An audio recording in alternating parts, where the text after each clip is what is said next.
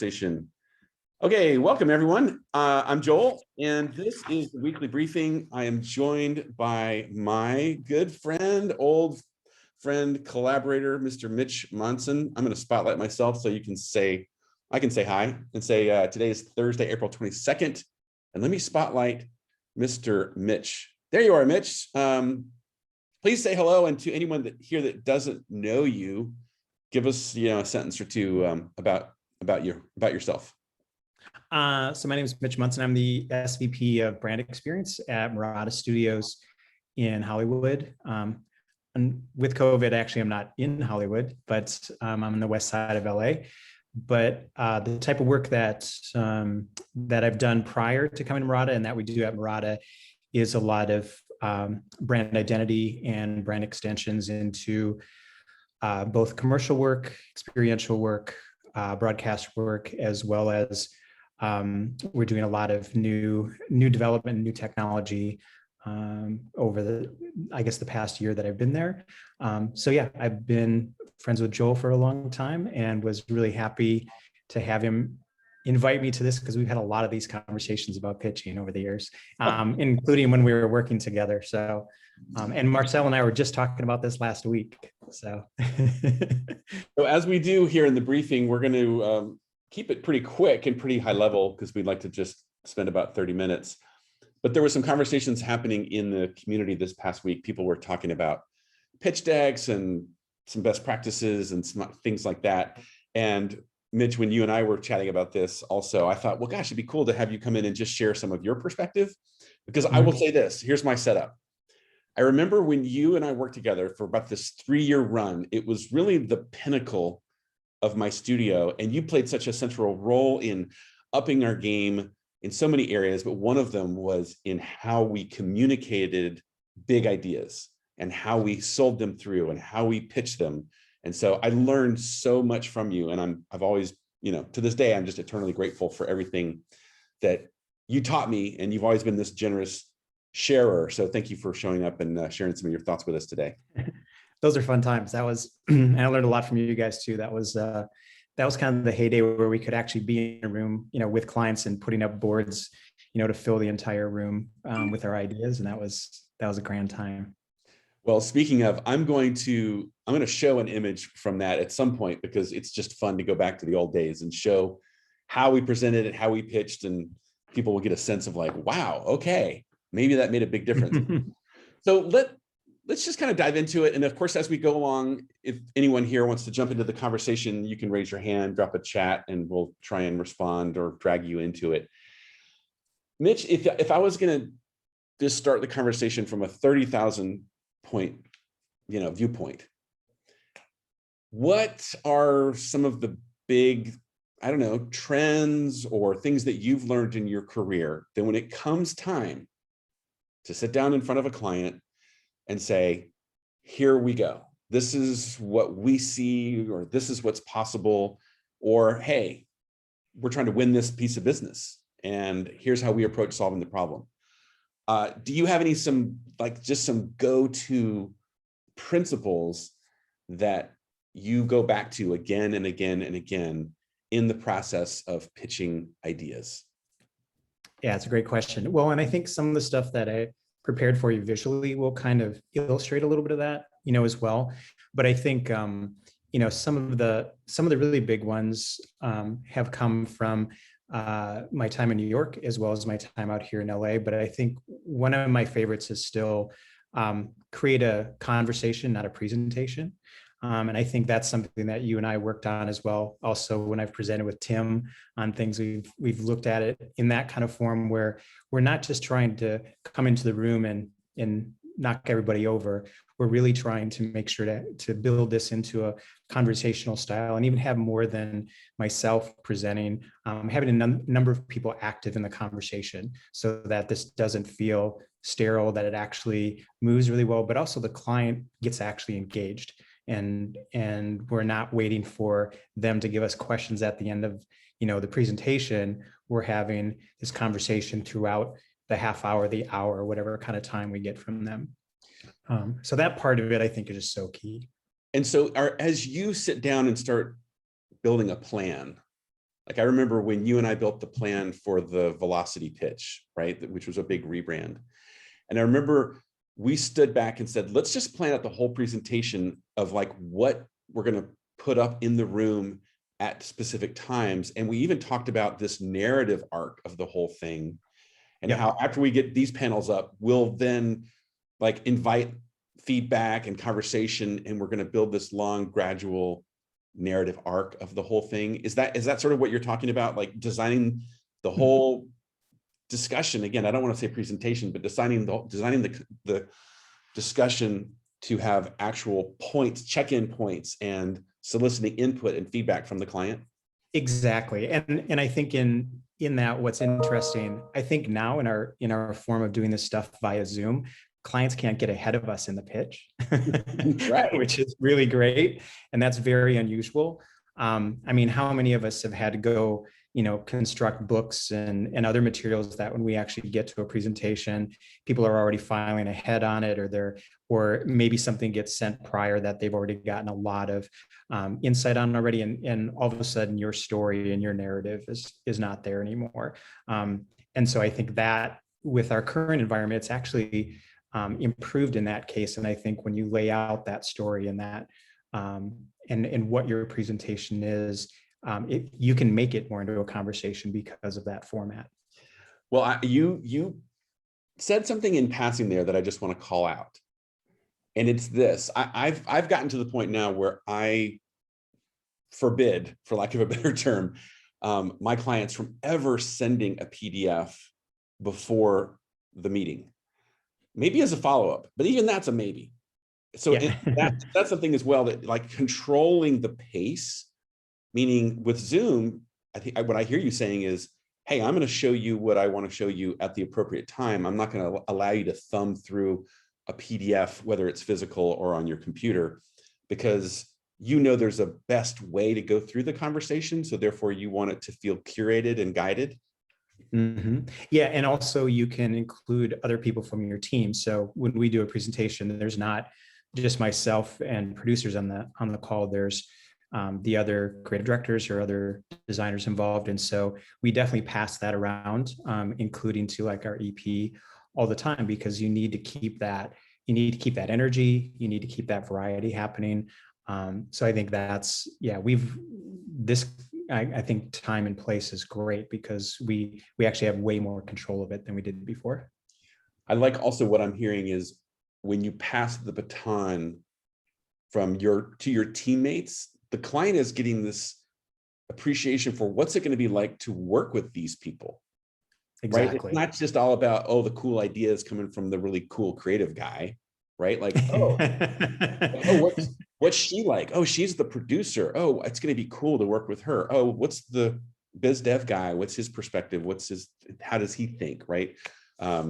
So what else? Any other big, call it high level ideas you want to share? And by the way, I've got the deck that you sent me. So if you want me to reference a visual, I'm happy to pull it up, because I think I'm going to actually find a few frames. So as you're talking, you'll give me suggestions, but what are some other big ideas that you use to elevate how you pitch and how you present?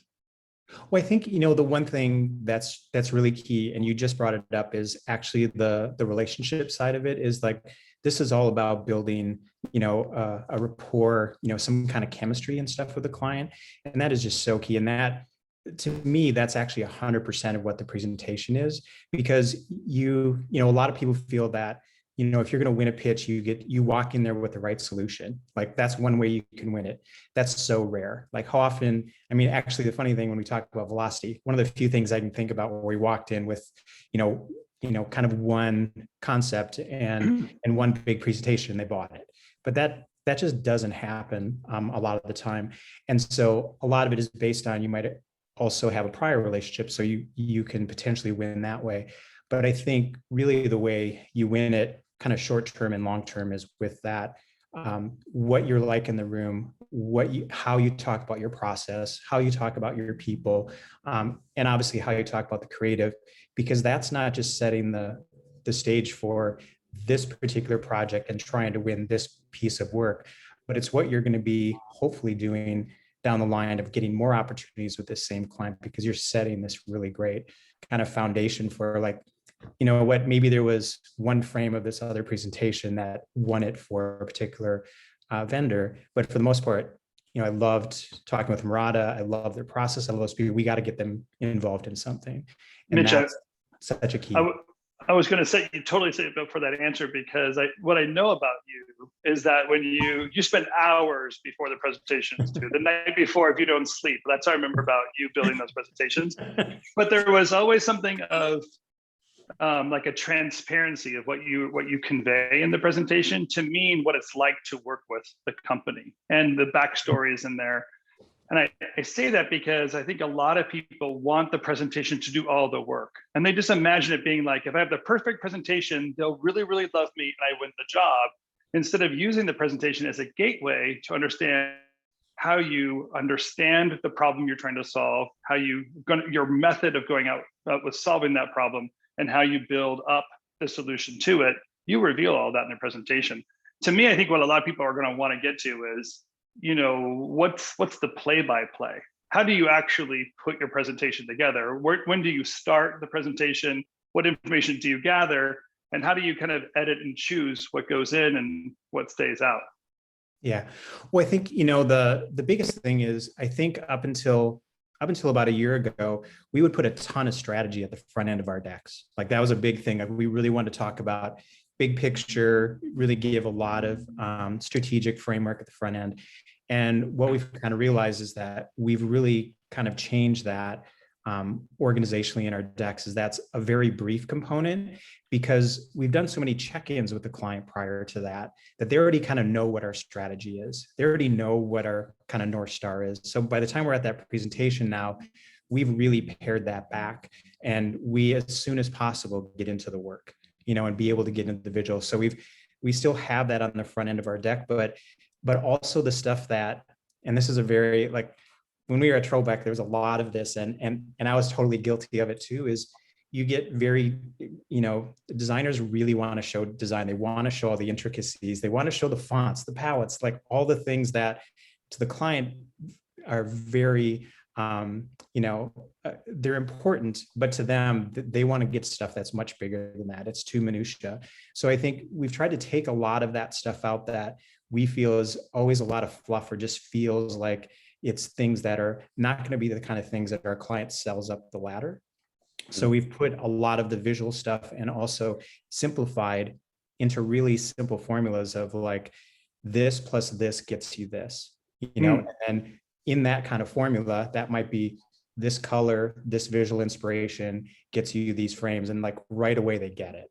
And Awesome. For them to sell it, they can actually go to their clients and say, oh, see, it's just this, and it equals this. Brilliant, because they can almost own it if they understand the formula. They can own the formula. They can answer questions about your presentation, even when they're in the room with their own client. Oh, that's so smart. I love that idea. Great strategy. And actually, in some of that, like a really simple example is some stuff that we had just done for Al Jazeera. It was really, to them, color was a super important thing, and certain pieces of cultural influences were very important.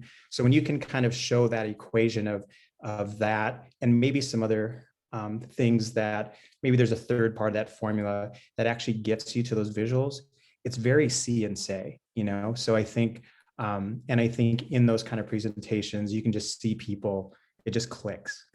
Yeah, sure. And then when we get through that stuff, really simple things for us is like, we do a lot of overviewing. So when we get through something and you see a big chunk of the presentation and there's 2 or 3 concepts that we're sharing, we always go to an overview after every one of those concepts and really get into conversation about them, as opposed to waiting, just blowing through a whole deck and getting to the end of it and then having those questions.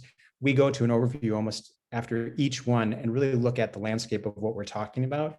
And it really seems to get us more, again, almost like a conversational point to what Joel was talking about within your piece, that'll allow you to kind of take a moment, have a conversation about it. You know, I'm going to say there's obviously plenty of clients that are just lips are sealed. Nobody's given up anything. I love those people. I work on those people. So before Joel goes to the presentation, I just want to, for people taking notes, I want them to hear a few things that I heard you say, but make sure that they heard it. One is you talked about selling upstream. So you're very intentional, recognizing that you're putting a presentation in someone's hands that also has work to do, move it upstream, and you're conscious of that. Therefore, you get client engagement, which is really awesome, that you have a way of translating what you want into someone else, that they can be your advocate moving forward.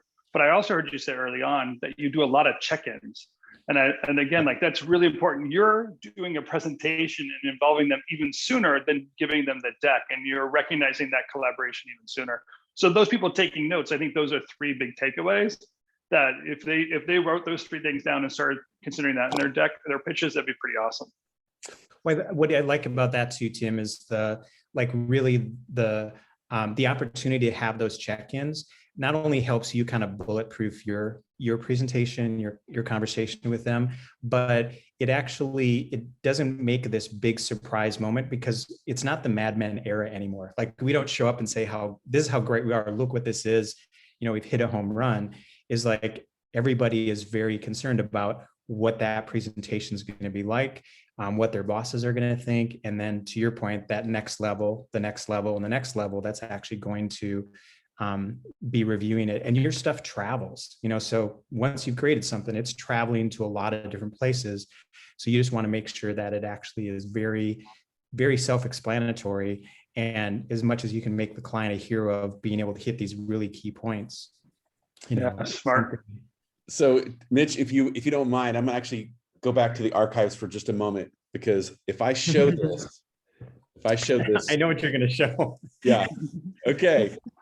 Now, this is pre-COVID era.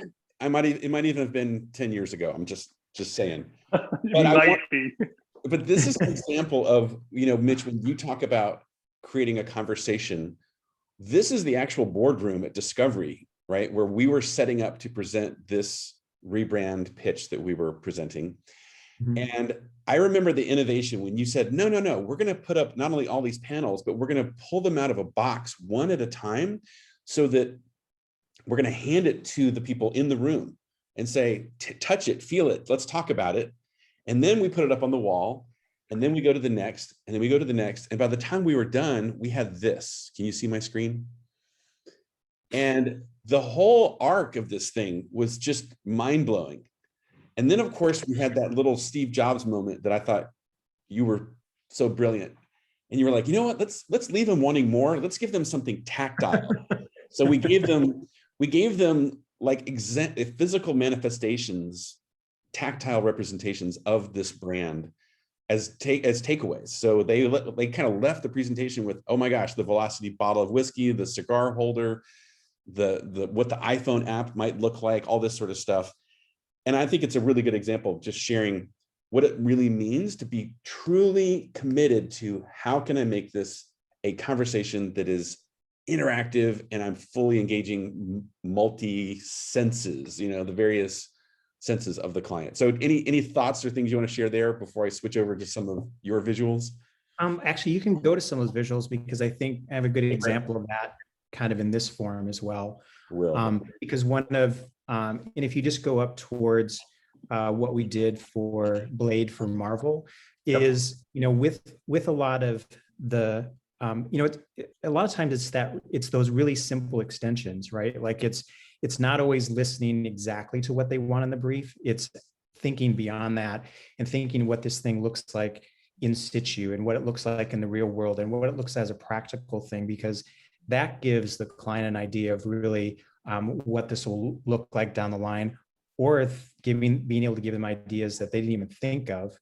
And something that's really interesting about this project is we actually were pitching against 10 other firms for the identity for Blade. And we were the only one that we knew that they were going to introduce this at Comic-Con, and Mahershala was going to be on stage. We always know that they come up with the really cool hat and stuff. Kevin Feige said, the first thing we're going to need to do is get this on a hat, but I need these other kind of banners for Comic-Con. We need some other trailers, blah, blah, blah. But as simple as it was, we actually put it on Mahershala's head and built a bunch of comps of what it would actually look like on the cap. super simple idea, right? That's actually what got us the job, is that we already showed like, that's like Kevin Feige saw it on his head, saw him on stage and said, yeah, that's what I want. So the timing, because anyone looking at this from a distance would just say, yeah, you designed the logo and they put it on a hat and some guy wore it months later. You're saying, no, no, no. This was like part of the development and the pitch. Yeah.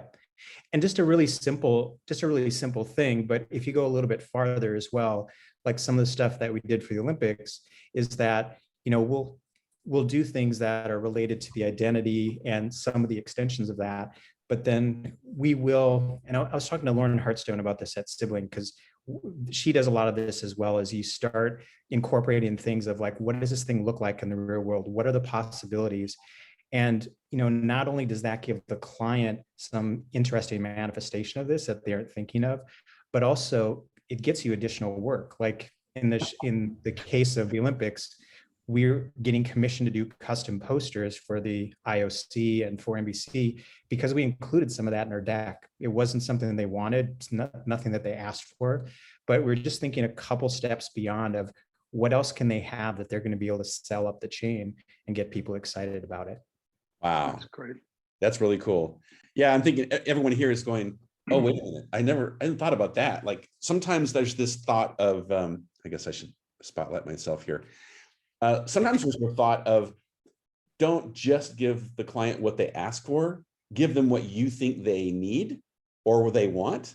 And I think that's a bit of the thought there is you're using your imagination to say, they haven't thought about whatever, t-shirts or hats or posters or things like, but I think this would be amazing. Let's give them a sense of what's possible. And now you're taking them somewhere totally unexpected. And I think that element of surprise adds a certain delight to the process. Yeah, and it's kind of like that wild card you put in the presentation of like, hey, this is something I didn't expect from State, or this isn't something I expect from Buck, or this isn't something I expected from Sibling or whatever. Seeing those kind of things also give you that opportunity to do some really experimental stuff. So that could be doing things in a practical form like this, but it also could be just, really pushing out of your comfort zone a little bit and showing something that client didn't really expect. And I think we do a lot of that, and there's always that wild card in there. But I think the wild card also gives your team an opportunity to do something different.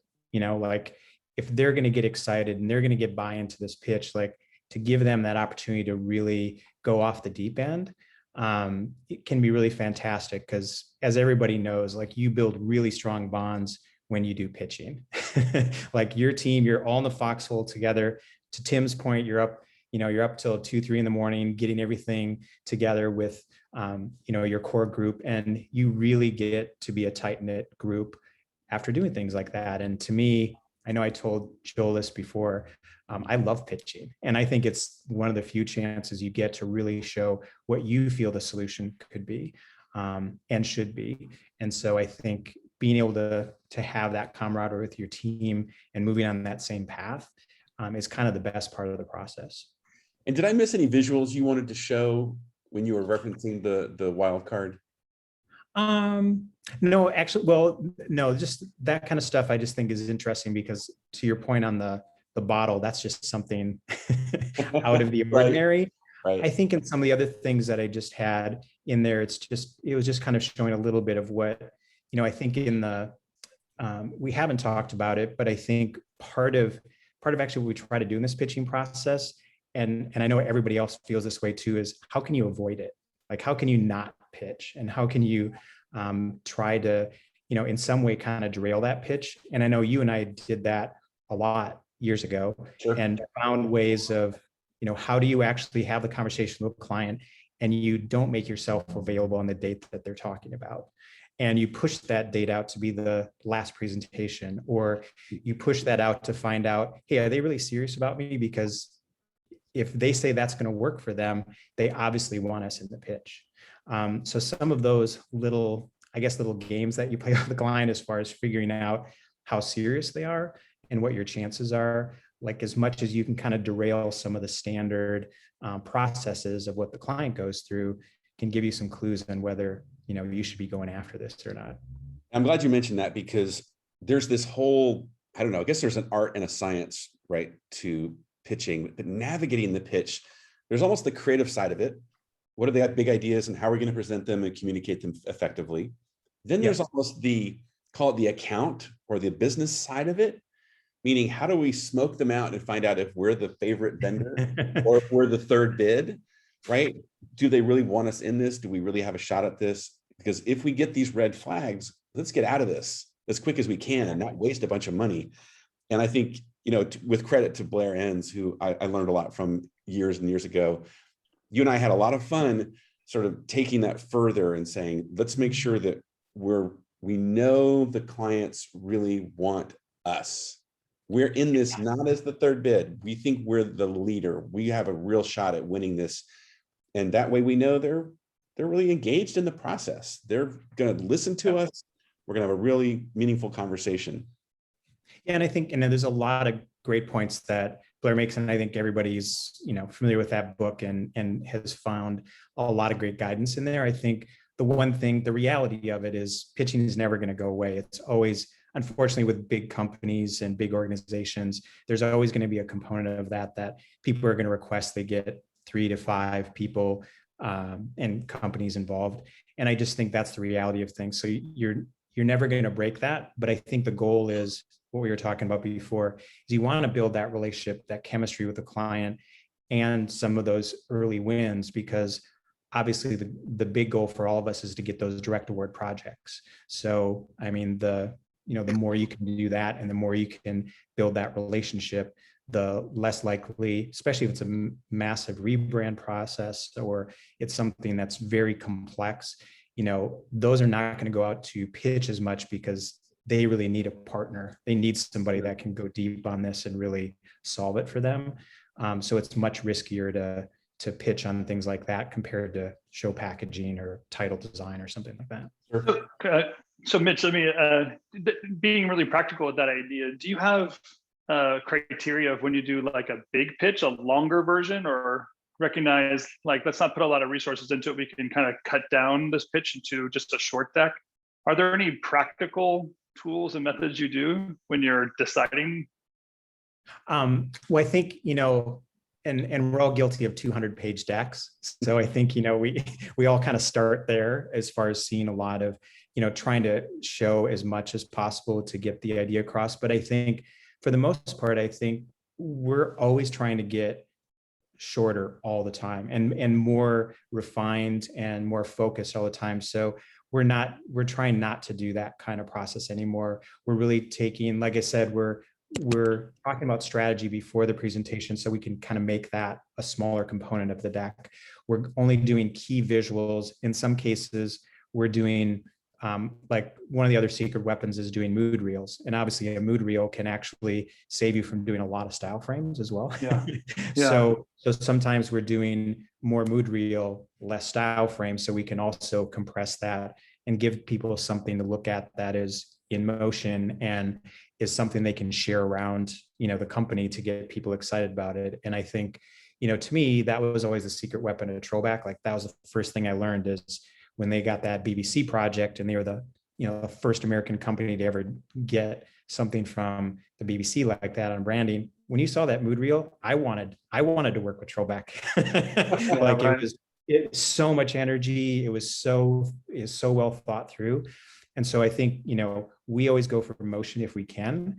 So I think that also, compresses the size of your deck, but also we're getting very curated on that, like getting really focused, because again, if the deck's too long, you're not talking, you're actually just looking at stuff. And I think you want to be talking through your frames and you want to be talking through those mood reels. I love that idea. And have you ever pulled that at one of those attitudes where if you want to work with us, here's the one idea, choose it or we're going to walk away? You ever kind of pull one of those? Well, actually, we did that on Velocity and it worked. So that was the only time it's worked for me. The only other time I've seen that work, which is absolutely brilliant, is Elliot Schaffer at Trollback did that on the rebrand for Weather Channel. And he just, like, when I showed up, he had this whole thing in the war room that was the complete, pretty much the complete brand on the wall. Like it was all there, and he went in with that one idea and they just bought it, hook, line, and sinker. And that's cool. It just doesn't happen, but it did.